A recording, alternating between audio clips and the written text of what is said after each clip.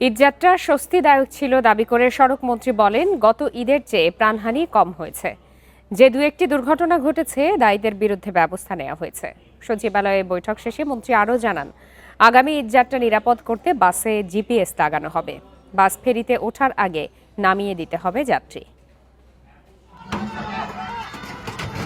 এবারের ঈদযাত্রায় বাস নদীতে পড়ে মারা যায় ২৬ জন। কুমিল্লায় ট্রেন দুর্ঘটনায় নিহত হয় ১২ জন। রোড সেফটি ফাউন্ডেশনের তথ্যমতে ঈদের আগে পরের ১০ দিনে সড়ক দুর্ঘটনায় ২৭৪ জন মারা গেছে। এ পরিস্থিতিতে সচিবালয়ে বসে উচ্চ পর্যায়ের আন্তঃমন্ত্রণালয় সভা। সড়কে শৃঙ্খলা ফেরানো ও দুর্ঘটনা রোধে গুরুত্ব দেন সড়কমন্ত্রী। মন্ত্রীর দাবি, এবার ঈদযাত্রায় দুর্ঘটনায় নিহত হয়েছে ১৭০ জন।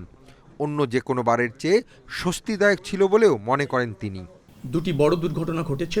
এছাড়া যানজট বলেন, মানুষের ঘন্টার পর ঘন্টা অথবা যানবাহনের অভাবে বাড়ি যেতে পারছে না, ঈদের দিনও রাস্তায় কেটেছে, এরকমও ছিল।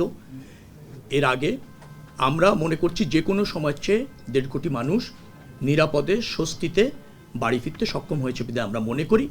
বৈঠকে সিদ্ধান্ত হয়, বাসের নৈরাজ্য ঠেকাতে জিপিএস ট্র্যাকার লাগানো হবে। যত্রতত্র থাকবে না টিকিট কাউন্টার। আর ফেরিতে বাস ওঠার আগে সব যাত্রী বাধ্যতামূলক নামিয়ে দিতে হবে।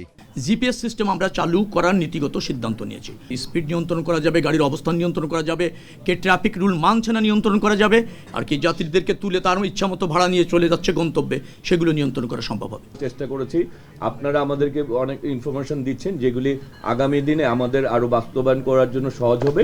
আর এসি বাসগুলি নিয়ে আপনারা কথা বলছেন, আমরা এই ব্যাপারেও বসবো। আগামী ঈদে এসি বাসের ভাড়া ঠিক করে দেওয়া হবে এবং মহাসড়কের পাশে পশুরহাট থাকবে না।